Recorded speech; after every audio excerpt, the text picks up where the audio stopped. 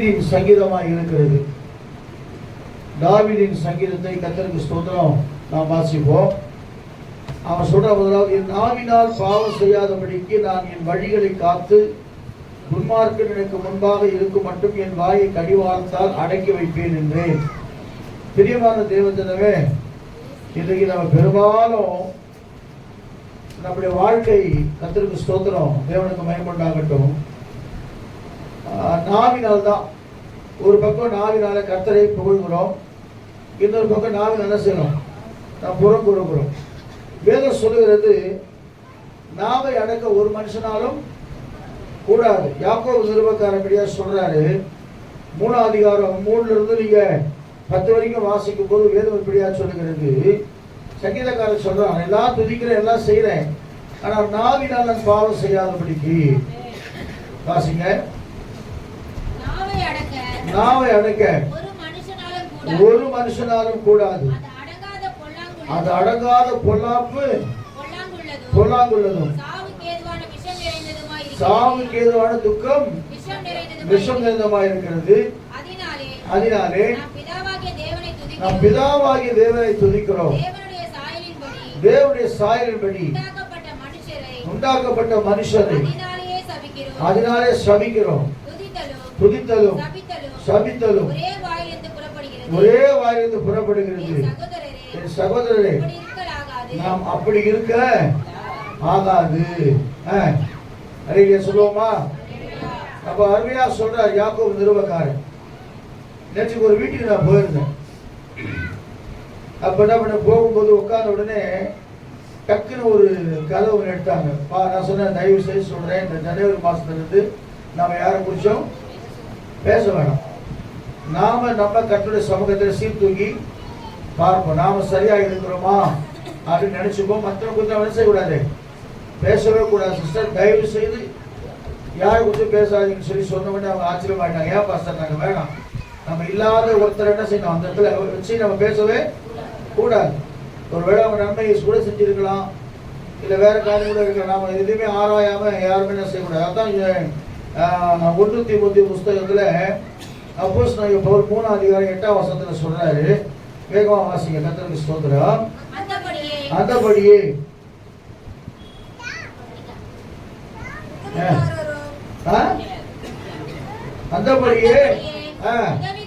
உதவிக்காரரும் இரு நாக்கு உள்ளவர்களாய் மதுபானவர்கள். கவனிங்க, அந்த ஊழியத்தை செய்கிற அசிஸ்டன்ட் பாஸ்டர், உதவிக்காரர் இருக்கட்டும், மூப்பரா இருக்கட்டும், இல்ல அசிஸ்டன்ட் பாஸ்டரா இருக்கட்டும், இல்ல கர்த்தருக்கு ஸ்தோத்திர சபையில் நல்ல மூத்த அனுபவம் உள்ள ஆட்களா இருக்கட்டும், வேதம் சொல்றது, அப்போஸ்தலனாகிய பவுல் சொல்றாரு,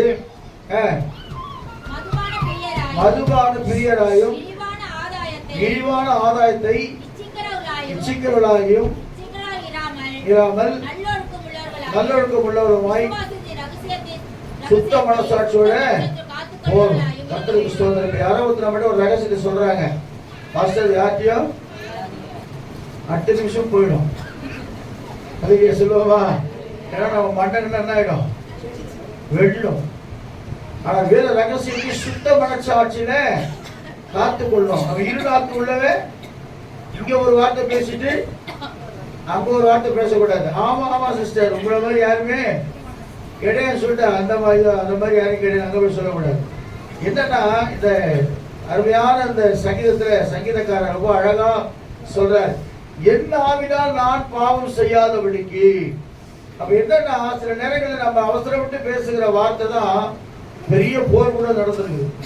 ஒரே ஒரு வார்த்தையால சொல்லுவாங்க, ஒரு அடி அடிச்சுட்டா கூட பரவாயில்ல, ஆனா நீங்க பேசுற வார்த்தை என்னால மறக்கவே முடியாது. இன்னைக்கு ஒரு தீர்மானம் பண்ணுங்க, ஆண்டவர் யாரை குறித்து என்ன செய்யக்கூடாது, பேசவே கூடாது. ஊழியக்காரர்களா இருந்தாலும் சரி, எங்களோட பழகளா இருந்தாலும் சரி, கர்த்தர் பார்த்துக்கிட்டோம். உண்மையா இருந்தா கர்த்தர் அவளை ஆஸ்வதிக்கட்டும், பொய்யா இருந்தா கர்த்தர் அவளை பார்த்துக்கிட்டோம். அப்படி சொல்லி போயிட்டே இருக்கிறேன். கர்த்தருக்கு ஸ்தோத்திரம், தேவனுக்கு மகிமையுண்டாகட்டும். ஆண்டவர் நம்மை நடத்துகிறவராக இருக்கிறார். அது மாத்திரமல்ல, வேதம் சொல்லுகிறது, தேவனுக்கு மகிமையுண்டாகட்டும், என் வாயை கடிவாளத்தால் அடக்கி வைப்பேன் என்றேன். நம்ம வாயை பத்தியா, இது நம்ம கடிவாளத்துல ஆமா முடிந்தா நன்மையை பேசுங்க. ஒருபோதும் அவிசுவாசமான வார்த்தை பேச வேணாம். நீதிமொழி புஸ்தகத்தில் சொல்லப்பட்டிருக்கிறது 4ஆம் அதிகாரம் 24ஆம் வசனத்தை வாசிக்கும் போது, நீதிமொழிகள் 4:24 வாசிக்கிறேன். கர்த்தருக்கு ஸ்தோத்திரம். நீ படுக்கும் போது பயப்படாதிருப்பாய். 4:24 வாயின் தாறுமாறுகளை உன்னை விட்டு அகற்றிவிட்டு உதடுகளின் மாறுபாட்டை உனக்கு தூரப்படுத்தாது. நீதிமொழி புஸ்தகம் 6ஆம் அதிகாரம் 16-19 வாசிக்கும் போது, கவனிங்க 6 காரியங்களை கர்த்தர், நல்லா கவனிங்க, கேட்பீங்கல்ல, ஆண்டவர் இதனால என்ன வெறுக்கிறாரு, ஏன் என் ஜெபத்திற்கு பதில் இல்லை, ஏன் எனக்கு விடுதலை இல்லை, ஏன் எனக்கு சமாதானம் இல்லை, நல்ல அபிஷேகத்துல நிறையிறோம். நேற்று கூட ஒரு வீட்டுக்கு போயிருந்த ஒரு சகோதரிக்கு ஜெபம் பண்ணா கை வைக்கும் போதே அவங்க பொத்துல கீழே ஊத்துட்டாங்க. ரொம்ப கஷ்டமா இருந்துச்சு. அதுக்கு முன்னாடி தான் நல்ல அபிஷேகத்துல நிரம்பி ஜெபம் பண்ணாங்க. அப்புறம் எனக்கு டவுட் ஆகி போச்சு, அது என்ன உண்மையான அபிஷேகமா பொய்யான அபிஷேகமா? நல்லா கவனிங்க. குமாரன் உங்களை விடுதலை ஆக்கினால் நீங்கள் மெய்யாகவே விடுதலை ஆவீர்கள். ஆமா, ஆண்டவர் சொல்றாரு, மோசே சொல்றாரு, இன்று கண்ட எகிப்தியரை இனி ஏன் நாம செய்யற சில இந்த காரியங்களால, சிறு சிறு தவறுனால பிசாசு நமக்கு என்ன செய்யுது, கீழ்ப்படிய மாட்டேன். நாம உண்மையாய் தேவ சமூகத்தில் அறிக்கையிட்டு பாவங்களை அறிக்கையிட்டு உண்மையான ஒரு மனம் திரும்புதலோடு நாம் இருப்போம் என்று சொன்னால் கர்த்தர் நம்மை ஆசீர்வதிக்கிறவரா இருக்கிறார். அறிக்கையா சொல்லுவோமா? ஏன்னா மனம் திரும்பி என்று சொல்லும் பொழுது இந்த 6 காரியங்களை கர்த்தர் வெறுக்கிறார். முதலாவது பாருங்க, வேதம் சொல்லுகிறது எதெல்லாம் கர்த்தர் வெறுக்கிறார்னா, வாசிங்க. மேட்டிமையான, ஆமா, ஒரு மேட்டிமை நமக்குள்ள இருக்கவே கூடாது. மேட்டிமை என்ன? ப்ரௌட், பெருமை. எவ்வளவுதான் ஆண்டவர் நமக்கு ஆசீர்வாதத்தை கொடுத்தாலும், எவ்வளவுதான் கல்வியை நமக்கு கொடுத்தாலும், எவ்வளவுதான் அழகை கொடுத்தாலும், எவ்வளவுதான் படிப்பை கொடுத்தாலும், ஒருபோது கர்த்தருக்கு ஸ்தோத்திரம் மேட்டிமை நமக்குள்ள இருக்கவே கூடாது. தாழ்மை உள்ளவர்களுக்கோ கர்த்தர் கிருபை அளிக்கிறார் பைபிள்ல. அதனால என் கண்பான தேவ பிள்ளைகளை, கர்த்தர் வெறுக்கிற காரியம் மேட்டிமையான கண்ணு, பொய்னாவு, சும்மானாச்சும் பொய்யா சொல்றது. இல்லையா சொல்லுவோமா? தயவு செஞ்சு சொல்ற, உள்ளது உள்ளது என்றும் இல்லாத. ஆமா, என்ன சாப்பிட்டு வந்த பிரதர், நான் இப்பதான் பழையது குடிச்சிட்டு வந்தேன்னு சொன்னா யாரோட வீட்டில மாட்டாங்க. அறிவிக்க சொல்லுவோமா? அதான் சுட பிரியாணி எங்க வீட்டுல செஞ்சாங்க. எங்க ஒய்ஃபு சும்மா கை விட்டு கூட அந்த வாசம் போலன்னு சொல்லி நம்ம சுடுதல ஒரு பிரயோஜனம் கிடையாது. அது இல்லாம வேலை சும்மாவே சொல்லுவோம். இப்போ நம்மளுக்கு பாருங்களேன், இப்போ ஒரு அரசியல்வாதி எடுத்துக்கலாம்னு வச்சுங்களேன், இல்லை ஒரு நடிகர் எடுத்துன்னு வச்சுங்க, நம்ம அவளை பத்தி ஒண்ணுமே தெரியாது. ஆனா அவனை பத்தி கேட்டா நம்ம கூடவே இருந்து பக்கத்திலே பார்த்தாவே சொல்லி கிடக்கும். அவர் அதை பண்ணார், இதை பண்ணார், அந்த தப்பு பண்ணார், அந்த பண்ணார், அப்படி இல்லை. பொய் நாவு, இதை கர்த்தர் வெறுக்கிறார். 2வது, 3வது, குற்றமற்றவுடைய ரத்தம் சிந்தும் கை. நாம சொல்றதுனால யாருக்கும் பாதிப்பு வரவே கூடாது. அவங்க ரத்தம் சிந்தினாங்கன்னா அந்த பாவத்தை கர்த்தர் நம்ம கிட்ட விசாரிக்கிறவரா இருக்கிறார். நம்ம யாராவது தப்பா போய் சொல்லி அவங்கள போய் அடிக்க போய் அந்த ரத்தம் சிந்துச்சுன்னா அந்த ரத்தத்துக்கு நாம பதில் கொடுக்க வேண்டியதா இருக்கும். 4வது, துர் ஆலோசனையை விதைக்கும் துர் ஆலோசனை. கர்த்தருக்கு ஸ்தோத்திரம். எப்படியாவது அவங்களை அழிக்கணும். அவங்க வளர்ந்து கொண்டே போறாங்க, அவங்களை எப்படியாவது கட்டுப்படுத்தணும். பாருங்க, எஸ்தருக்கு ஆமான் யாருக்கு விரோதமா பண்ணான்? தூக்கு மரம், மொர்தெகாய்க்கு விரோதமா. ஏன்னா மொர்தெகாய் அவரை பார்த்து என்ன செய்யல, வணங்கல. நம்ம சர்ச்சு கூட சில பேர் உள்ள நுழையும் போது நான் வாட்ச் பண்ணுவேன். ஒரு சிலர் தானே செய்வாங்க, பிரைஸ் லார்ட், ஸ்தோத்திரம், பக்கத்துல இருந்து பார்த்துட்டு ஸ்தோத்திரம் பண்ணுங்க. உள்ள நுழையும் போது நம்ம லேட்டா வந்தீங்கன்னா, ஐயா ஸ்தோத்திரம், ஐயா எப்படி இருக்கீங்க சிஸ்டர், ஸ்தோத்திரம் சிஸ்டர் அப்படி சொல்லுங்க. ஆனா வேதம் சொல்லுகிறது, துர் ஆலோசனையை வினைக்கும் இருதயம். தவறான வார்த்தைகளை சொல்லி தவறான ஆலோசனை, யாரோ ஒருத்தர் கிட்ட வந்து ஆலோசனை கேட்கறான்னு வச்சுங்களேன், தொன் முடிஞ்சா நல்ல ஆலோசனை சொல்லுங்க, இல்லைன்னா சொல்லாதீங்க, எனக்கு தெரியாதுங்க அதை பத்தி. ஒரு பிசினஸ் பத்தி உங்ககிட்ட கேட்க வரேன்னு வச்சுங்களேன், தெரியாதவங்க வந்து தப்பு தப்பா வழிகாட்டி எடுத்து அவங்களை மாட்டி விட்டு முடிக்க வைக்க கூடாது. அல்லேலூயா சொல்லுவோமா? முடிந்தா என்ன செஞ்சிடணும், அதை விட்டு ஒதுங்கினேன். எனக்கு தெரியாது சிஸ்டர், எனக்கு தெரியாது பிரதர், நீங்க வேற யாராவது இருந்தாலும் செய்யணும். ஆனா நமக்கு பிழைப்புக்கு அடுத்த அளவு நம்ம சிக்கிக்கொள்ளவே கூடாது. அடுத்தது, தீங்கு செய்ய விரைந்தோடும். ஆமா, எதனா ஒண்ணு முதல்ல பண்றேன், ஃபர்ஸ்ட் இது போற இரு, போய் அந்த குடும்பத்தை ரெண்டா கழிச்சுட்டு வந்துடு. அந்த மாதிரி தீங்கு செய்ய விரைந்தோடுகிற கால். அடுத்தது அபத்தம் பேசும் பொய் சாட்சி, சகோதரருக்குள்ள விரோதத்தை. ஆமா, இதெல்லாம் கர்த்தர் வெறுக்கிறார். நீங்க சொல்லுவோமா? நான் அவளை பார்த்து சொல்றாரு, மனம் திரும்புங்கள் பரலோக ராஜ்யம். ஆமா, அந்த கேரக்டர்ல ஃபர்ஸ்ட் கொடுத்த அந்த வசனமே அதை பார்த்து ரொம்ப சந்தோஷமாயிடுச்சு. மனம் திரும்புங்கள் பரலோக ராஜ்யம்.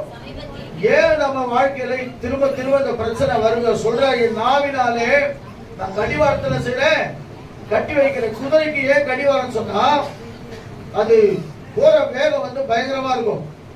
அந்த நேரத்தில் அந்த கடிவாரம் அந்த மூக்கோட சேர்த்து உள்ளோட சேர்த்து கட்டப்பட்டிருக்கும். அதை இழுக்கும் போது அந்த வலியில அது என்ன ஆயிடும், டக்குன்னு ஸ்டாப் ஆயிடும்.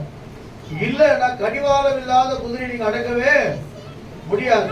அதை வாய்க்கு காவல் வைன்னு சொல்லி சங்கீதக்காரர் சொல்றான். அப்ப மனம் திரும்புங்கள் சொன்னா மத்திய சுவிசேஷம் 4ஆம் அதிகாரத்துல 17ஆம் வசனத்துல ஆண்டவர் சொல்றாரு, எனக்கு அன்பான தேவ பிள்ளைகளே, இந்த கால வேளையில ஏன் நம்முடைய வாழ்க்கையில போராட்டங்கள், நான் முழுமையான ஒரு மனம் திரும்புதலை கர்த்தர் நம்மிடத்திலிருந்து எதிர்பார்க்கிறவராக இருக்கிறார். அல்லேலூயா சொல்லுவோமா? 4ஆம் அதிகாரம் 17ஆம் வசனத்தை வாசிங்க. அதுக்கு முன்னாடி வாசிங்க. ஏசாயா தீர்க்கதரிசியினால் உரைக்கப்பட்டது நிறைவேறும்படிக்கு இப்படி நடந்தது.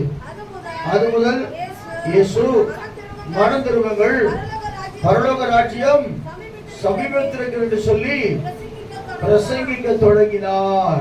ஆண்டவர் சொன்ன முதல் வார்த்தையே அதுதான், மனம் திரும்புங்கள்.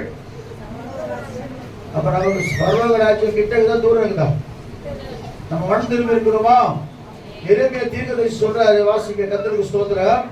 4ஆம் அதிகாரம் 1ஆம் வசனத்தை வாசிக்கும் போது, இஸ்ரவேலே நீ திரும்புகிறதற்கு மனதாக இருந்தால் இடத்துல நல்லா கவனிங்க.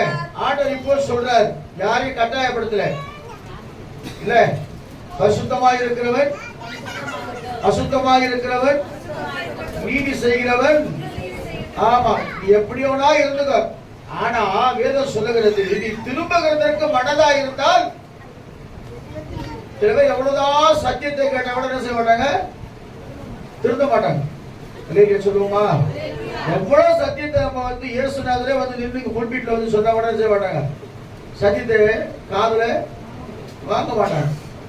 அவர் சொன்ன நாம சொன்ன திரும்ப திரும்ப அந்த பாவங்கள் நம்ம செய்து கொண்டே இருப்போம். நல்லா கவனிங்க, எனக்கு அன்பான தேவ பிள்ளையே, ஆண்டவர் மிக சீக்கிரத்தில் வரப்போகிறார். நியாயாதிபதியாய் வரப்போகிறார், நீதி உள்ளவராய் வரப்போகிறார். அதனால ஏன் நம்முடைய வாழ்க்கையில சில காரியம் நம்ம சொல்றோம், நான் உண்மையா இருக்கிறேனே, நான் பரிசுத்தமாக இருக்கிறேனே. நம்ம பரிசுத்தம் நமக்கு தேவையில்லை, ஆண்டவர் பார்க்கிற பரிசுத்தம் நமக்குள்ள காணப்படணும். அல்லேலூயா சொல்லுவோமா? அப்ப அந்த எரேமியா சொல்றாரு, நீ திரும்புவதற்கு மனதா இருந்த இடத்துல திரும்பு என்று கர்த்தர் சொல்லுகிறார். நீ உன் அருவருப்புகளை என் பார்வை நின்று அகற்றிவிட்டால் நீ அலைந்து திரிவதில்லை. அன்னைக்கு சொல்லுவோமா? ஏன் அலைந்து திரிஞ்சுக்கிட்டே இருக்கிறோம்? நமக்கு ஒண்ணுமே நடக்கலையே, ஏன் நம்ம அலைந்து திரிவு சொன்னா நம்முடைய பார்வையில் இருக்கிற அருவருப்புகள், நிறைய அருவருப்பான காரியங்களை குறித்து வேதம் நமக்கு தெளிவாய் சொல்லுகிறது. நல்லா கவனிங்க, எனக்கு அன்பான கர்த்தருடைய பிள்ளைகளே, தேவ சமூகத்திலே ஆண்டவர் சொல்லுகிற அந்த அருவருப்பு நமக்குள்ள இருக்குமானால் ஒரு நாள் நம்ம என்ன ஜெபம் பண்ணா நம்ம கூட வராது. கர்த்தருக்கு ஸ்தோத்திரம். வசனம் சொல்லுகிறது, வேதத்தை கேளாதவனுடைய ஜெபமும் அருவருப்பானது. பைபிள் வசனத்தை யார் சரியா கேட்கலையோ, பைபிள் வசனப்படி யார் சரியா ஃபாலோ பண்ணலையோ, அவங்க பண்ற ஜெபம் மேல போகவே உருண்டு பெரண்டு சொல்லுவாங்க. எவ்வளவுதான் உருண்டாலும் பெருண்டாலும் ஒட்டுதான் ஒட்டும். ஆனா வேதம் சொல்லுகிறது, புறஜாதியான ஒரு மனுஷன் அப்போஸ்தலர் நடவடிக்கைகள் கொர்நேலியு, அவன் ஜெபம் பண்ணா உடனே தேவதூதன் இறங்கி வந்தான். அல்லேலூயா சொல்லுவோமா? அப்போஸ்தலர் 10ஆம் அதிகாரமா எடுத்து வாசி பாருங்க. கர்த்தருக்கு ஸ்தோத்திரம், தேவனுக்கு மகிமை உண்டாவதாக. அப்போஸ்தலர் 10ஆம் அதிகாரம் நினைக்கிறேன். அல்லேலூயா. அப்பா பேதுருவா கொர்நேலியுமா 10 கொர்நேலியு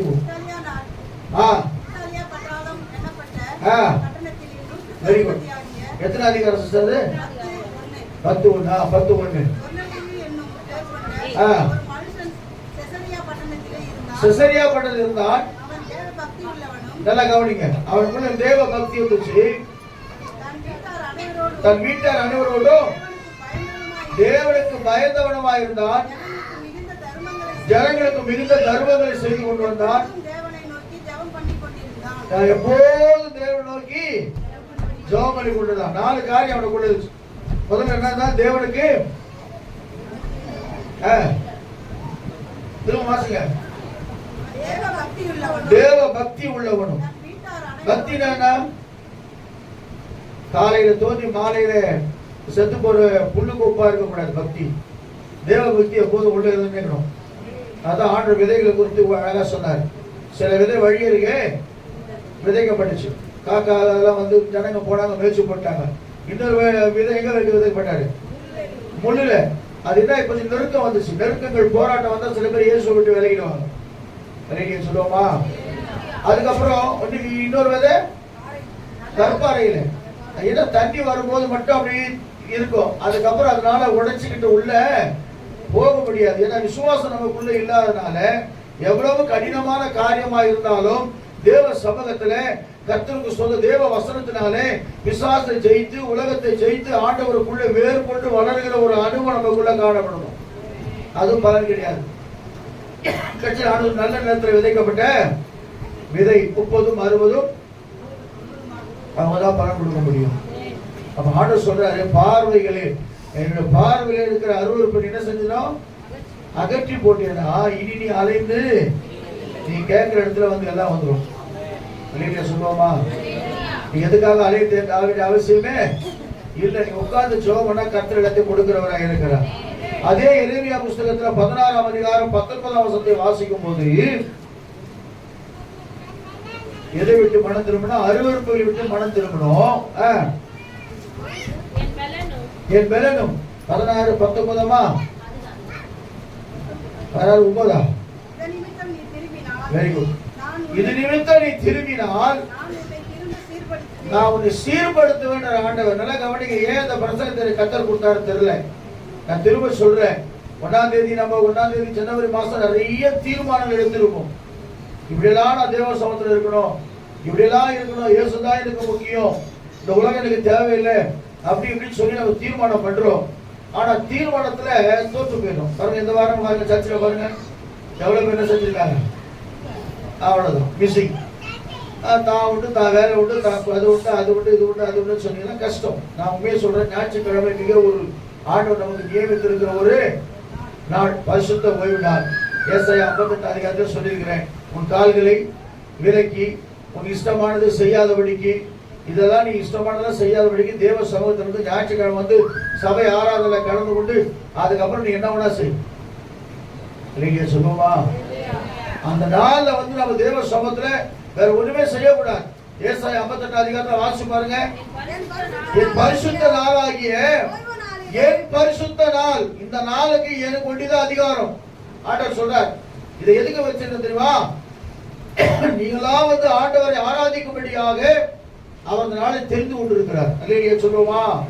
அது எந்த நாளாகிய ஓய்வு நாளிலே உனக்கு இஷ்டமானதை செய்யாதபடிக்கு, காலை விலக்கி உன் வழிகளின்படி நடவாமல், உனக்கு இஷ்டமானதை செய்யாமல், உன் சொந்த பேச்சை பேசாமல் இருந்து ஓய்வு நாளை மனமகிழ்ச்சியின் நாள் என்று எண்ணினால், கர்த்தருடைய நாளை மகிமையுள்ள நாள் என்று மகிமையாக எண்ணுவாய் என்னால், அப்பொழுது கர்த்தரில் நீ மனமகிழ்ச்சியாய் இருப்பாய். அல்லேலூயா சொல்லுவோமா? எந்த உண்மையான ஆண்டவரே, உங்களுடைய சமூகமாத்திரம் எனக்கு ஞாயிற்றுக்கிழமை போதும். உண்மையா சொல்றேங்க. நான் அதாவது சத்தியம் சொல்லுவாங்க. நான் உண்மையாய் சொல்றேன். தேவ சமூகத்துல இந்த ஞாயிற்றுக்கிழமை அசட்ட பண்ணாதபடிக்கு நீங்க தேவ சமூகத்துக்கு நீங்க கண்டினியூஸா கலந்து கொண்டு ஆண்டவரை மையப்படுத்தி பாருங்க. உங்களை உயர்ந்த இடத்துல கர்த்தர் வைக்கிறவரா இருக்கு. அந்த வருஷம் வாசி மாத வசனத்தை பூமியின் உயர்ந்த இடங்களில் உன்னை ஏறி இருக்கும்படி பண்ணி உன் தகப்பனாகிய ஆமென் ஹல்லேலூயா கர்த்தருடைய வாயிலை செலுத்து. அப்ப என்னன்னா ஞாயிற்றுக்கிழமை அன்னைக்கு உண்மையாவே சொல்றேன், நம்மளால எழுந்து வர முடியாத ஒரு சூழ்நிலை, படுத்த படுக்கையா இருக்கிறோம்னு சொன்னா நம்ம ஒருவேளை என்ன செய்யலாம், தடை பண்ணலாம். ஆனா ஆண்டவர் நல்ல ஜீவனை கொடுத்து கிருபையை கொடுத்து அவனு சொன்னேன், ராபோஜனத்துல எடுக்கிறேன்னா 4 வாரமும் ஒழுங்கா 3 வாரமும் ஒழுங்கா வாங்கன்னு சொல்றோம். ஆனா 3 வாரம் வர மாட்டாங்க, 1 வாரம் மட்டும் கரெக்டா வந்து உட்காந்து அப்படின்னு கை நீட்டுறாங்க. இதெல்லாம் வந்து எதுக்கு? ஒரு பாஷை சொன்னார், கை நீட்டும் போது கையில நெருப்பு போட்டு கையில ஒரு நெருப்பு தூக்கி போட்டுருந்தோம். நல்லா 4 வாரமும் சுற்றி போட்டு வந்து முதல் வாரத்தில் மட்டும் ஒப்பு கோடி தீரையா எவ்வளவு பொய் சொல்றோம். அப்ப ஆண்டவர் கோபம் வருமா வராதா? நமக்கே வருது கோபம், அப்ப கர்த்தருக்கு கோபம் வருமா வராதா? அதனால நீ சொல்றேன், நீ அலைந்து தெரியாம ஆசீர்வாதம் உன்னை தேடி வரணும்னா பூமியில் உயர்ந்த இடங்களில கர்த்தர் உன்னை ஏறி இருக்க பண்ணி யாக்கோபுடைய சுதந்திரத்தினாலே உன்னை கர்த்தர் போஷிக்க வேண்டும் என்று சொன்னால் உன் மீறுதலை விட்டு முதலாவது மனம் திரும்பணும். அல்லேலூயா சொல்லுவோமா? 2வது வசனம் சொல்லுகிறது, கர்த்தருக்கு ஸ்தோத்திரமா. அந்த வசனம் வாசிங்க சிஸ்டர், 16-19 வாசிங்க. எரேமியா, இதிலிருந்து திரும்பினால் திரும்ப சீர்படுத்துவேன், என் முகத்துக்கு முன்பாக நிலைத்திருப்பாய், நீ தீர்ப்பானது என்று விலையேற பெற்றதை பிரித்தெடுத்தால் என் வாய்ப்போல் நீ இருப்பாய். அல்லேலூயா சொல்லுவோமா? தீர்ப்பானதிலிருந்து விலையேற பெற்றதை பிரித்தெடுக்கணும். இந்த உலகத்துல நம்ம வாழ்ந்து கொண்டிருக்கிறோம், ஆனா உலகத்தான் அல்ல. அல்லேலூயா. நம்ம யாரு?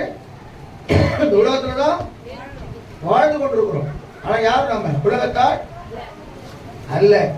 தீர்ப்பானதிலிருந்து ஒருவேளை நான் தான் யோசிப்பேன், இந்த தங்கத்தை எடுக்கும் போது பாத்துக்கிறீங்கன்னா வெள்ளி எத்தனை முறை புடப்படுவாங்க?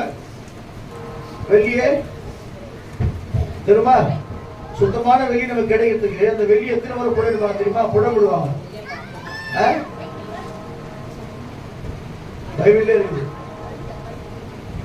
7 முறை என்ன சொல்லுவாங்க? புடப்படுவாங்க. வருது, ஆனா கரெக்டா தப்பா சொல்லுங்க, வந்தா வருதுன்னு சொல்றேங்க. அறிக்கை சொல்லுவோமா? ஆனா தங்கத்தை அப்படி கிடையாது, அதை எடுக்கிறது ரொம்ப கஷ்டம். எத்தனையோ 1000 அடி கீழே போயிட்டு அதை எடுத்துட்டு வந்து அந்த கல்லை எடுத்துட்டு வந்து நெருப்புல போட்டு அந்த கசடெல்லாம் நீக்கி சுத்தமான தங்கத்தை பிரித்து எடுப்பாங்க. அப்புறம் யோசிக்கிறேன், உலகத்துல நீ எவ்வளவுதான் இருந்தாலும் கூட உனக்கு என்ன தேவையோ அதை மாத்திரம் நீ தேர்ந்தெடுக்கணும். அன்ன பறவை உனக்கு தெரியுமா? நீங்க பால்ல தண்ணி கலந்து வச்சா கூட கரெக்டா பால் மட்டும் குடிச்சிட்டு தண்ணி வச்சுட்டு போயிடுமா. அதுக்கு அந்த கிஃப்ட் ஆண்டவர் இயற்கையாக கொடுத்துருக்காரு. நிறைய சொல்லுவோமா? அப்ப இந்த உலகத்துல நிறைய காரியம் சிதறி கிடைக்குது. சில குழந்தைகள் கூட ஒரு பைபிள் வச்சுறாங்க, ஒரு பேனா வச்சுறாங்க, எல்லாம் வச்சுட்டு குழந்தைகளை விடுறாங்க. அது போய் எதை எடுக்குதுன்னு பார்த்து அவங்களுக்கு ஒரு சந்தோஷம். சின்ன வயசுல பைபிள எடுக்குதா இல்ல வேற ஏதாவது எடுக்குதான்னு சொல்லி பாத்துறாங்க. ஒரு சில குழந்தைங்க பைபிள் எடுக்குது, ஒரு சில அது அவங்களுடைய நிர்மம். ஆனாலும் கர்த்தர் சொல்றாரு, அருவருப்பான காரியத்தை தீர்ப்பானது விளையாடப்படுகிறது, நீ வாய்க்கு முகத்துக்கு உண்டான எப்போதும் நிலைத்திருப்பாய்ன்னு சொல்லி கர்த்தர் சொல்றாரு. அல்லேலூயா சொல்லுவோமா? இன்னொரு காரியம் இருக்குது. ஏசாயா 59 அதிகாரம் 20 வசனத்தை வாசிக்கும் போது, ஏசாயா 59 20 வாசிக்கல.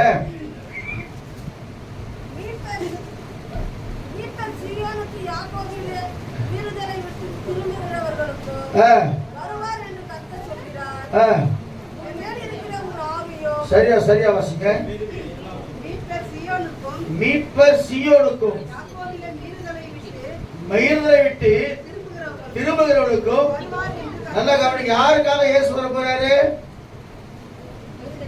இப்ப நம்ம பாடுற சுவிசேஷ பாட்டு, இயேசு கூட வருவா, எல்லாவித அற்புதம் செய்வார். கைதட்டி, இயேசு கூட வருவா,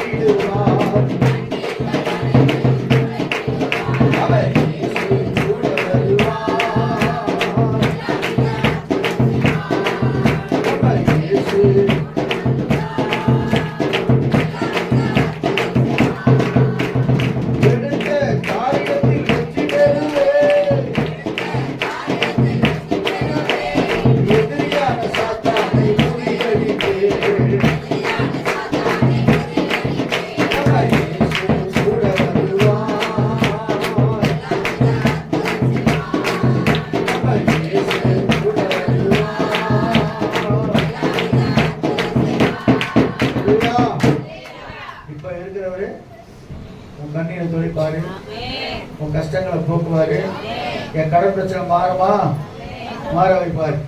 அல்லேலூயா. நான் வீடு கட்டுவேனா வீடு கட்ட வைப்பாரு.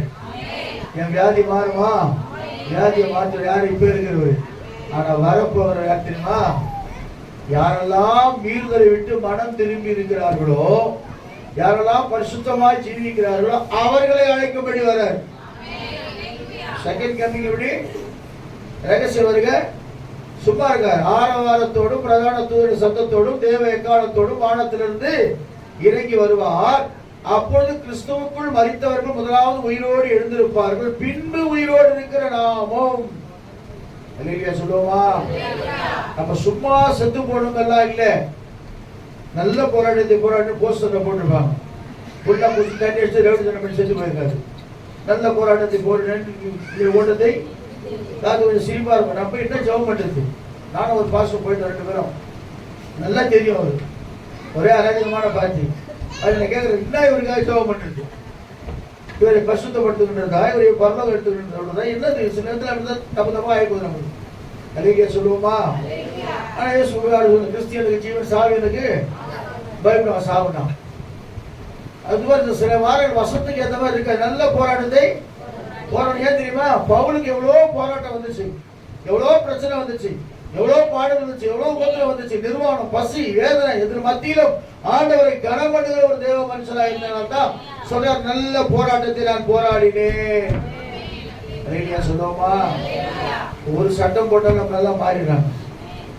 அதனால எனக்கு அன்பானவர்களை திரும்ப நான் சொல்றேன், இயேசு ஏன் வர போறான்னு சொன்னா, நம்ம சும்மா சத்தியத்தின் வழியா நான் சொல்றேன். இப்ப இருக்கிற இயேசு கிறிஸ்து உனக்கு விடுதலை தந்து சமாதானம் தந்து இதை நிமித்தமா பயன்படுத்தினோம். ஆண்டவர் கொடுத்த விடுதலைக்காக இன்னும் அவரை பரிசுத்தமாய் பின்பற்றணும், இன்னும் அவரை அதிகமாய் துதிக்கணும், இன்னும் அவருக்கு அதிகமா நேரத்தை கொடுக்கணும். அல்லேலூயா சொல்லுவோமா? நாம வெள்ளிக்கிழமை உபவாசம் கூட்டம் வச்சா கூட யாருமே என்ன செஞ்சுற, நாங்களாம் காலையிலும் துதிக்கிறோம், மாலையிலும் துதிக்கிறோம், இடையில அவன் துதிக்கிறோம். அல்லேலூயா சொல்லுவோமா? தேவ சமூகத்துல வந்து உபவாசத்தோடு ஜெபிக்கிற வேளையில கர்த்தர் உனக்கு பெரிய காரியங்களை செய்கிறவரா இருக்கிறார். அப்ப மீறுதலை விட்டு திரும்ப படிக்கும் 59:20 வாசிமா சீக்கிரம். மீட்பர் சீயோனுக்கும் திரும்புகிறவர்களுக்கும் வருவார் என்று கர்த்தர் சொல்லுகிறார். என் வார்த்தைகளும்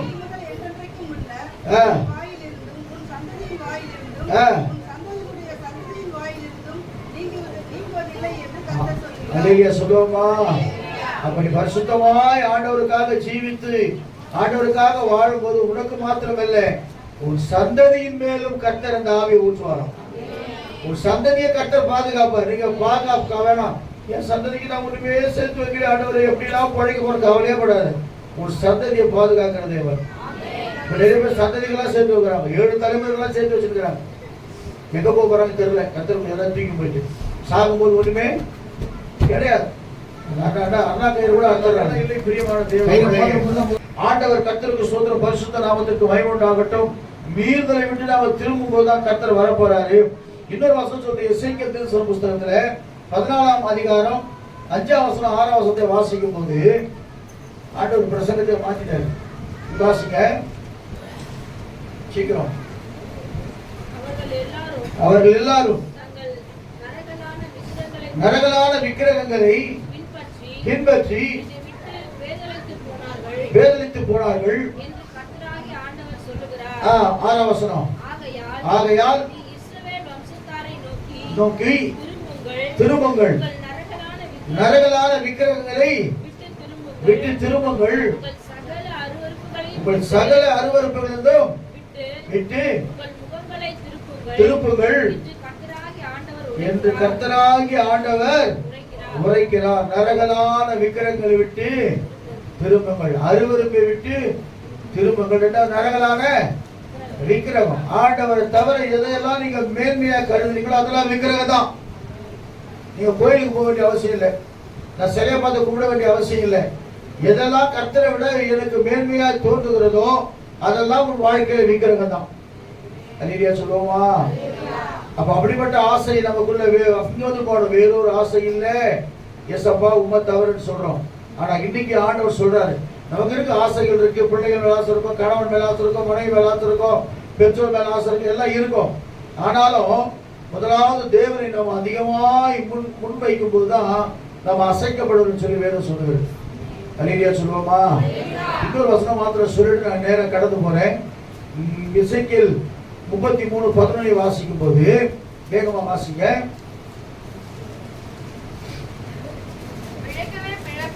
பிழைக்கவே பிழைப்பா என்று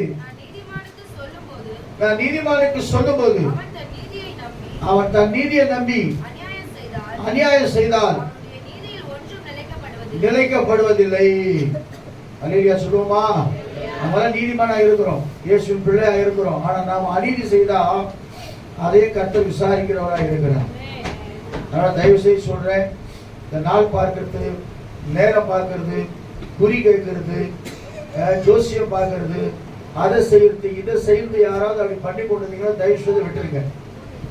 ரெண்டாவது, நம்ம விட அதிகமா வேற யாரும் என்ன செய்யறீங்க, இயேசு விட நான் வேற யாரும் அதிகமா நேசிக்காதீங்க, அது விக்கிரகமா மாறி போயிடும். மூணாவதாக நான் திரும்பவும் சொல்றேன், தப்பியோ தவறியோ நல்ல பெந்தகோஸ்தே உபதேசத்துல இருக்கிறோம். கர்த்தர் ஆவியா இருக்கிறார், அவரை தொழுது கொள்கிறவர்கள் ஆவியோடும் உண்மையோடு தொழுது கொள்ளணும். வசனம் சொல்லுகிறது, கர்த்தருக்கு ஸ்தோத்திரம், ஆதியிலே வார்த்தை இருந்தது, அந்த வார்த்தை தேவனிடத்தில் இருந்தது, அந்த வார்த்தை தேவனாய் இருந்தது. அல்லேலூயா சொல்லுவோமா? இந்த வார்த்தை மாத்திரம் உனக்குள்ள இருந்தா அதுதான் தேவன், அதுதான் இயேசு கிறிஸ்து. அல்லேலூயா சொல்லுவோமா? நீ ஆவியில நிரம்பி ஜெபிக்கிற ஜெபம், மற்றபடி எந்த விக்கிரகத்தையோ மற்ற காரியம் உள்ள என்ன பாக்குறீங்களா? எதுவுமே வைக்காதபடிக்கு தேவ சமூகத்திலே கர்த்தர் ஆவியா இருக்கிறார். என் ஜெபத்தை அவர் கேட்கிறவரா இருக்கிறார். இந்த வசனம் என்ன உயிர்ப்பிக்கிறதா இருக்கிறது. இத மாத்திரம் பண்ணுங்க. இவங்க சொன்னாங்க, அவங்க சொன்னாங்க, இவங்க சொன்னாங்க, அவங்க சொன்னாங்க, பெரியவங்க சொன்னாங்க, அவங்க சொன்னாங்க, இதுக்கெல்லாம் பெரியவங்க எல்லாம் கிடையாது. பைபிள் சொல்றது அதுபடி செய்யணும். அல்லேலூயா சொல்லுவோமா? என்னோட ஒரு தாத்தா ஒருத்தர் கேட்டார் ஒரு கேள்வி, கிறிஸ்தவர் தான் அவர். நான் சொன்னேன், நீங்க சொன்னா நான் கேட்க மாட்டேன், பைபிள் என்னது அதான் கேட்பேன். உன் மனைவி என்ன செய்யணும், நீ சகோதரின்னு கூப்பிடுன்றாரு, சிஸ்டர் கூப்பிட அவங்கள. அப்புறம் என்ன பண்ணுங்க, உங்க பிள்ளைகள்லாம் பிரிச்சுட்டு ஒரு இடத்துல சேர்த்து விட்டுருங்க, நீங்க ஒரு பக்கம் போயிடுங்க, உங்க மனைவி ஒரு பக்கம் போயிடுங்க, இனிமேல் உங்க மனைவி உங்களுக்கு சகோதரினாரு. எங்க சின்ன மாமா மாமான்னு கூப்பிடுறாங்க, என்ன இப்ப போய் என் சகோதரி கூப்பிட்டா ரொம்ப அடிக்க வந்துடுவாங்க என்னங்க. அப்புறம் கேட்டேன், பைபிள் அது மாதிரி போட்டுருக்குதான்னு கேட்டேன். பைபிள் போட்டுருக்குதா? ஊழியத்தை ஆரம்பித்த பேதுரு, யாக்கோபு எல்லாமே முக்காவாசி பேர் கல்யாணம் ஆனவங்க. அல்லேலூயா சொல்லுமா? மனைவியோடு ஊழியம் செஞ்சவங்க, அதுதான் சேஃப். அல்லேலூயா சொல்லுமா?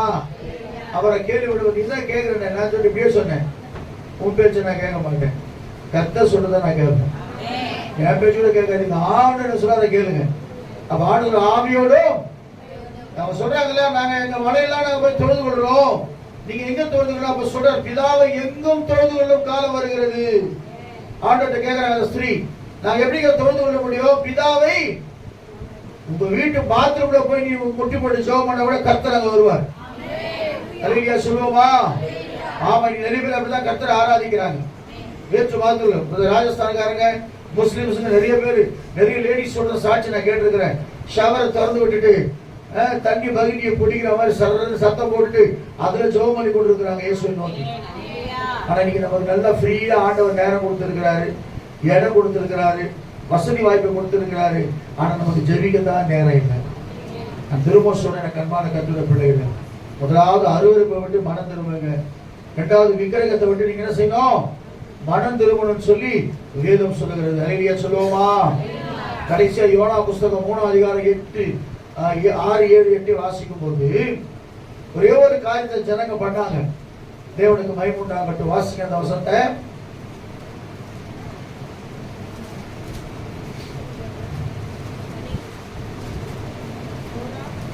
யோனா எட்டின போது சிங்காசனத்தை விட்டு எழுந்துட்டான். இப்ப யாராவது பாஸ்டருங்க ஜெபம் பண்ணும்போது சொல்றாங்க, அம்மா உனக்கு விரோதமா இப்படிப்பட்ட ஒரு கட்டு இருக்குது, நீ என்ன செய்யணும்? ஜெபம் பண்ணணுமா? இல்ல உனக்கு விரோதமா போராட்டம் இருக்குது, நீ ஜெபம் பண்ண சொல்லி சொன்னாங்கல்ல, அவர் என்ன சொல்லிட்டு போனார் அல்ல.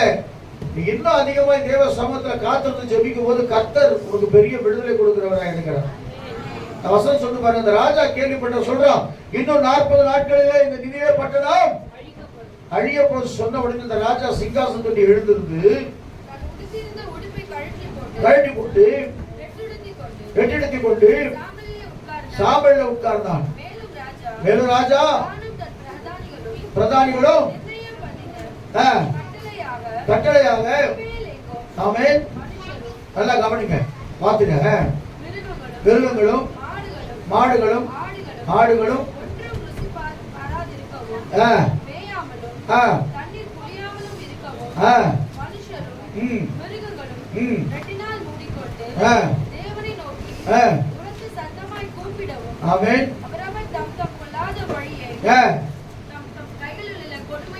கொடுமையை விட்டு திரும்பவும் கடவார்கள். யாருக்கு தெரியும்? நாம் அழிந்து போகாதபடிக்கு. ஒருவேளை தேவன் மனஸ்தாபப்பட்டு நம் உக்கிர கோபத்தை விட்டு திரும்பினாலும் திரும்புவார். அல்லேலூயா சொல்லுவோமா? ராஜா சொல்லிட்டான், நம்ம மேல நியாயத்திற்கு வந்தாச்சு, இது வேற வழி இல்ல. ஆடு மாடு குழந்தை குட்டி எல்லாமே ஃபாஸ்டிங் போடுவோம், எல்லாம் வெட்டெடுத்துவோம், எல்லாம் தேவனை நோக்கி நம்ம பண்ணுவோம். நம்ம செஞ்ச பாவத்தெல்லாம் அறிக்கையிடுவோம், நம்ம மீறலாம் அறிக்கையிடுவோம். எல்லாத்தையும் விட்டு மனம் திரும்பி நம்ம ஆண்டவரை நோக்கி பார்ப்போம். யாருக்கு தெரியும்? ஒருவேளை ஆண்டவர்கிட்ட உக்கிர கோபத்தை விட்டு திரும்பினாலும் திரும்ப அதே மாதிரி திரும்பிட்டார் ஆண்டவர். நல்ல சொல்லுவோமா?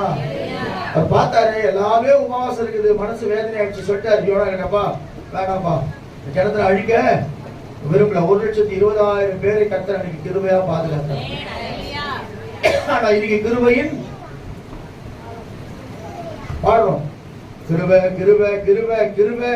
நான் இல்ல, என் பலன் இல்ல, என் தாளந்து இல்ல, எல்லாம் கிருபை கிருபை கிருபைன்னு பாடுறோம். ஆனா ஆண்டவர்கிட்ட கிருபை நம்ம கேட்கல. அல்லேலூயா சொல்லுவோமா? கிருபை தானே அது. படிக்கல, எல்லாம் எதிர்வே டிகிரி முடிச்சுக்கிறீங்க. 1 2 3 4 5 நிறைய பேர் இருக்கிறீங்க டிகிரி முடிச்சுக்கணும். நிறைய பேர் இப்போ ஒன்றும் டிகிரி பிடிக்காதவங்களாம் அவங்கள வெளியே வச்சிடலாமா? அதனால தான் அதான் கிருபை. உங்களை விட அவங்க அதிகமாக என்ன செய்வாங்க? கிருபை செய்யும்படியாக கத்த செய்யறாங்க. நிறைய சொல்லுவோமா? படிக்கல உயரல ஆனாலும் வாழ்கிறேன்.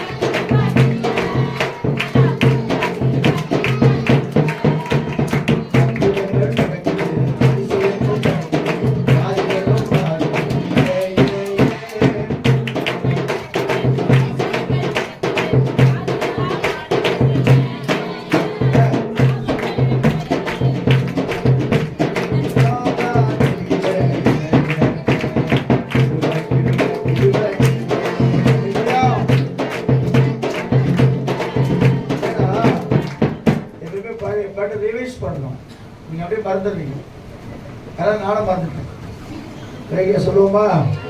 அப்ப நாம ஜெபம் பண்ண அற்புதம் நடக்குது. ஏன்? ஆண்டோட கிருபை. அவர் யாரையும் படிச்சவன் படிக்காதவன் அதெல்லாம் பார்க்கல. தேவ கிருபை என்பது எல்லாருக்கும் ஒரு பொதுவான ஒரு காரியம். எல்லாரும் ஜெபம் பண்ணாங்க, ஆண்டவர் பெரிய விடுதலை கொடுத்துட்டாரு. இரண்டாவதாக ஏன் நம்முடைய காரியம் மாற்றப்படணும்னா, சொல்ல முதல்ல நம்ம மனம் திரும்பல. ரெண்டாவது ஒரு காரியமா தான் சொல்லுறேன், கரெக்டா 10 முடிச்சுடுவேன், 10:20 முடிச்சுடுவேன். ரெண்டாவது ஒரு காரியம் என்னன்னா, வேதம் சொல்லுங்க, நீதிமொழி புத்தகம் 1 அதிகாரம் 33 வசனத்தை வாசிங்க. 2 காட்டு மட்டும் சொல்லி நான் முடிச்சிடுறேன். நீதிமொழி 1:33 வாசிங்க. எனக்கு செவி கொடுக்கிறவன் எவனோ அவன் விக்கிரமின்றி வாசம் பண்ணி ஆபத்திற்கு பயப்படாமல் அமைதியா இருப்பான். என்ன வந்தாலும் சரி, எங்க குண்டு போட்டாலும் சரி, எங்க போனாலும் சரி, அவன் அதை பத்தி கவலைப்படவே. கொரோனா வந்தா கூட சில பேர் முகமுடி போடாம சுத்திக்கிறாள் நான் பார்த்தேன். அதுல கூட மாட்டாங்க பாச, நான் ஊசியை போடல, நான் கவாச்சிட்டேன். நம்ம பயந்து போய் ஊசி போட்டு வந்தோம். நான் யோசிக்கிறேன், இவங்கெல்லாம் பாரு, அவன் தான் உண்மையான விசுவாசம் போகுது. சில பேர் ஊசியை போடல தெரியுமா உங்களுக்கு? கோவாக்சின்னு சொன்னா குடிச்சு விடுவாங்க. ஹல்லேலூயா. அவன் சொன்னா கேட்ட சொல்றாங்க, மகிழ்ச்சியா அதெல்லாம் வராது பாஸ்டர், எந்த கிருமியும் கர்த்தர் பாதுகாத்து இருக்கிறார். நான் யோசனை பண்ணேன், அப்பா எவ்வளவு பெரிய விசுவாசம் பாருங்க. அப்ப என்னன்னா, எனக்கு செவி கொடுக்கிறவன் எவனோ, இந்த வசனத்துக்கு இந்த வார்த்தைக்கு யாரெல்லாம் செவி கொடுக்கிறார்களோ அவர்களை குறித்து வேதம் சொல்லுகிறது, எனக்கு செவி கொடுக்கிறவன் எவனோ அவன் விக்கிரமின்றி, ஆமா, எந்த ஆபத்திலாவது அந்த உலகத்திலே வாழும்படியாய் கர்த்தர் செய்வார். வாசம் பண்ணி ஆபத்திற்கு பயப்படாமல், அவன் எந்த ஆபத்து வந்தாலும் சரி, என் கூட கர்த்தர் இருக்கிறார், என்னை கர்த்தர் ஆசீர்வதிப்பா, நான் எழுந்து கொடுத்த கர்த்தர் திரும்ப தருவார். நான் எதுவும் உங்களுக்கு சொல்லியிருக்கிறேன், நீங்க எழுந்து கொடுத்தலாம் கர்த்தர் டபுள் மடங்கா கொடுக்க போறாரு. அதுக்கப்புறம் அதை கொஞ்சம் ஜெபம் பண்ணிக்க தெரியல, அதை சொல்லி சொல்லி சொல்லி சொல்லி ஜெபித்து கொண்டே இருக்கணும். ஏன்னா செவி கொடுக்கும் போது ஆண்டவர் உங்களுக்கு உயர்த்துகிறவராக இருக்கிறார். இந்த 1 சாமுவேல் புஸ்தகத்துல 3ஆம் அதிகாரத்துல ரொம்ப எனக்கு பிடிச்ச வசனம் இது. 3:7 நீங்க வாசிக்கும் போது, வேகம் வாசிங்க, 3:4 வாசிங்க. அப்பொழுது கர்த்தர் சாமுவேலை கூப்பிட்டார். ஆமென். இருக்கிறேன் என்று சொல்லி 7 இடத்துல ஓடி, இதோ இருக்கிறேன், என்னை கூப்பிட்டீங்களா? ஆமென். நான் கூப்பிடல, திரும்பி போய் படுத்துக்க. நல்லா கவனிக்க, அந்த எஜமான் எப்ப நம்மளை கூப்பிடுவாரோ என்று சொல்லி அவன் செவி ஆயத்தமா இருந்துச்சு. நீ கூட ஜபத்துல எப்ப கர்த்தர் என் கூட பேச போறாரு சொல்லி ஆவலா இருக்கும். ஜபம் பண்ணிட்டு உடனே எழுந்து போயிடக்கூடாது. நல்லா ஞாபகம் வச்சுங்க. ஜபம் பண்ணி முடிச்சுட்டு கொஞ்ச நேரம் கண்ணை மூடி, ஆண்டவர் என்னோடு பேசும். நீ பேசுகிற தேவன், நீ பேசாத கல்லோ மரமோ அல்ல, நீ என் கூட பேசுற தெய்வம், என் கூட பேசுங்க ஆண்டவரேன்னு சொன்னீங்க. கேட்டீங்கன்னு சொன்னா நிச்சயமாய் தேவ சத்தம் கேட்கும். அல்லேலூயா சொல்லுவா. அவன் பாருங்க, ஆண்டவர் முதல்ல கூப்பிடுறாரு, நேரம் ஏறிக்கிட்ட ஓடுறான். ஏன்னா ஏறிதான் நம்மளை கூப்பிட்டு சொல்லி அந்த நைட்ல ஓடுறான். அவர் சொன்னா நான் கூப்பிட மாதிரி போய் படுத்துக்கிட்டேன். 2வது மறுபடியும் கர்த்தர் சாமுவேலை கூப்பிட்டார். அப்போது சாமுவேல் எழுந்திருந்து 7 இடத்துல போய், இதோ இருக்கிறேன், என்னை கூப்பிட்டீரே என்றான். அவன், மகனே நான் கூப்பிடலப்பா, திரும்பி போய் படுத்துக்கன்னு சொல்றான். கர்த்தர் இன்னும், அதனால தந்து கர்த்தர் கூப்பிடுன்னு கேட்கல. சாமுவேல் யாரு? குழந்தைய பெரியாளா? சின்ன பையன். அவனை யார் கூப்பிடுறாங்கன்னு சில இடத்துல ஆண்டு உங்களை கூப்பிட்டு உங்களுக்கு தெரியாது. கலிகைய சொல்லுவோமா? சில இடத்துல ஆண்டு உங்களுக்கு செவி கொடுத்துருப்பாங்க. இப்போ ஒரு சிஸ்டர் வந்தாங்க சர்ச்சைக்கு, அவங்க சொல்லிட்டாங்க, பாஸ்டர் ஆண்டவர் சுவிசேஷ ஊழியத்திற்காக அழைக்கிறார், நான் சுவிசேஷ ஊழியம் செய்ய போறேன் பாஸ்டர். எதனால அழைச்சார்? வசனத்தை காட்டுங்க. 2-3 வசனத்தை கொடுத்தாங்க. ரைட்டு, ஒரு நாள் ஆயத்தம் பாருங்க, நான் ஜெபம் பண்றேன். சுவிசேஷ ஊழியம் இன்னும் பயங்கரமான ஊழியம், பாஸ்டர் ஊழியமா நாங்கள் சபையில் நடத்துகிறோம். சுவிசேஷ ஊழியம் நீங்க தான் என்ன செய்யணும், ஆத்துமாக்களை ஜனங்களை ஆதாயப்படுத்தணும். அதான் ஆண்டு சொன்ன, உலகமெங்கும் போய் புறப்பட்டு போய் சகல ஜாதிகள் சுவிசேஷத்தை அறிவிக்கின்ற, உலகமெங்கும் புறப்பட்டு போகிற ஊழியம் அதுதான். எல்லாரையும் போய் மனம் திரும்புங்கள் பரலோக ராஜ்யம் சமீபமாக சொல்ற ஊழியம் தான். நிறைய இடத்துல அடி வாங்குற ஊழியம் அதுதான். ஆனா இப்படி எல்லாம் செய்யற பொழுதுதான் ஆண்டவர் தீர்க்கதரிசன வரத்தை கொடுப்பார், ஆவிகளை பகுத்தறிய வரத்தை கொடுப்பார், அந்நிய பாஷையை வியாக்கியானம் பண்ண வரத்தை கொடுப்பார். அதனால அந்த சிஸ்டர் சொன்னாங்க, 30ஆம் தேதி வந்தேன், நான் உபவாசத்தோடு இருந்தேன், கர்த்தர் எனக்கு ஊழியத்தை ஆயத்தப்படுத்தி இருந்தார். எனக்கு ரொம்ப சந்தோஷம். அந்த நாள்ல வந்து ஒருத்தர் ஊழியத்துக்குன்னு ஒப்பு கொடுக்குறாங்க. இல்லையா சொல்லுவா? அதனால கர்த்தர் பேசுறத அறியாம இருக்க கூடாது. கர்த்தர் தான் பேசுனான்னு அறிந்து கொள்ளணும். விசுவாசம் பேசுவோம் சில நேரத்துல, அறியாது இருந்தா. அடுத்த வருஷம் வாசிமா சீக்கிரம். மறுபடியும் 3வது சாமுவேலை கூப்பிட்டார். அவன் எழுந்திருந்து போய் என்றான். அப்பொழுது கர்த்தர் ஆமென் நீ போய் படுத்துக்கொள், கூப்பிட்டால் ஆமென் சொல்லும் அடியேன் கேட்கிறேன். நல்லா கவனிங்க. அதுக்கப்புறம் சாமுவேல் கிறிஸ்துவ வாழ்க்கையை மாற்றி ஏலியை குறித்து, ஏலியின் குடும்பத்தை குறித்து யார்கிட்ட பேசுறாரு? சாமுவேல்கிட்ட பேசுறாரு. நீ சொல்லிடுமா? அவன் ஏலி சொல்றான், உண்மையை சொல்லு. கர்த்தர் என்ன சொல்றாரு உண்மையா அவனுக்கு தெரியும். அவன் பிள்ளைங்க சாட்சி இல்ல, பிள்ளைங்க கீழ்படியில சாட்சி இல்ல. கர்த்தருக்கு ஸ்தோத்திரம், தேவனுக்கு மகிமை உண்டாகட்டும். அப்ப ஏலி ரொம்ப வேதனையோடு கேட்கிறார். அப்ப சாமுவேல் சொல்ல சொல்ல சொல்ல ஏலிக்கு பயங்கரமான வேதனை உண்டாகிறது. ஆனா வேதம் சொல்லுகிறது, சாமுவேலுடைய ஒரு வார்த்தை கூட தரையில வீணா உள்ள. அப்ப என்னன்னா, ஆண்டவர் சமூகத்துல ஆண்டவருக்கு செவி கொடுத்தீங்கன்னா, கர்த்தர் சொல்றதை கேட்டீங்கன்னா, நீங்க சொல்ற வார்த்தை அப்படியே தீர்க்க தரிசனமாய் மாறும். அல்லேலூயா சொல்லுவோமா? சில பேர் கூட்டம் வராம இருக்கிற ஆள் நிறைவேறுகிறான். என்ன கர்த்தர் கூப்பிட்டாரு, ஆனா எப்படி வருத்தணும்? எப்படி வருத்தணும்? 4 பேர் கூப்பிட்டுமா போலீஸ் வச்சுக்கிட்டு பந்தாபா கர்த்தர் கூப்பிட்டா ஒப்பு கொடுக்கணும். அதனால்தான் சில பேர் பிரச்சனை. சில பேர் சொல்லுவாங்க, நான் கிறிஸ்தவம் அப்படிதான் கட்டிக்கலான்னு இருந்தா பாஸ்டர், திடீர்னு ஆயிடுச்சு மாறிடுச்சு. சில பேர் சொல்லுவாங்க, நான் கிறிஸ்தவ பெண்ணுதான் கட்டிக்கிட்டேன்னு இருந்தேன், ஆனா இவங்க கொடுத்த ப்ரெஷர் தாங்க முடியாம ஸ்டவ்ல தான் இருந்து கேஸ் குக்கர் தான் ப்ரெஷர் அதிகமா இருக்கும். நம்ம யார் ப்ரெஷர் கொடுத்தாலும் சரி, இயேசு என் கூட பேசுங்க. தயவுசெய்து வாலிப பிள்ளைகளுக்கு சொல்றேன், கர்த்தர் உங்ககிட்ட பேசினா சில காரியங்களை செய்யுங்க, இல்லைன்னா செய்யாதீங்க. கர்த்தர் இப்போதும் பேசுகிறவராக இருக்கிறார், இப்போதும் உங்களோட பேசிக்கொண்டு இருக்கிறார். நான் எடுத்த வசனம் வேற. முதலாவது மனம் திரும்புன்னு சொல்லிட்டார். அருவருப்புகளை விட்டு மனம் திரும்பு. இன்னைக்கு ஏதாவது அருவருப்பான காரியம் உங்க வாழ்க்கையில காணப்பட்ட கண்பான கர்த்தருடைய பிள்ளைகளே, அருவருப்பை விட்டு இன்றைக்கு மனம் திரும்புங்கள். இரண்டாவதாக விக்கிரகத்தை விட்டு என்ன செய்யுங்க? மனம் திரும்புங்கள். ஏன்னா உங்களுக்குள்ளே உலாவி உங்கள் தேவனாக இருக்கிறார். உனக்குள்ள உலாவுகிறார் அவர் ஆண்டவர். உலாவுகிற தேவனை நீ திரும்ப திரும்ப பின்னுக்கு தள்ளிட்டு நீ மற்ற காரியங்களுக்கு, விக்கிரகத்தை காரியத்திற்கு முக்கியத்துவம் கொடுப்பேன்னு சொன்னா, நீ தேவனுடைய பிள்ளை சொல்லி தைரியமா தேவ சமூகத்தில் நிற்க முடியாது. பிசாசுக்கு முன்னாடி நிற்க முடியாது. அல்லேலூயா சொல்லுவோமா? பிசாசுக்கு தெரியும் நீ என்ன காரியம் பண்றேன்ட்டு. மூணாவதாக சொல்றேன், நீங்க அவருக்கு செவி கொடுங்க. அவர் செவி கொடுத்தா அவன் சொல்றான் பாருங்க, கர்த்தருக்கு ஸ்தோத்திரம், என் இருதயம் எனக்குள்ளே அனல் கொண்டது, நான் தியானிக்கையில் அனல் மூண்டது, அக்கினி மூண்டது.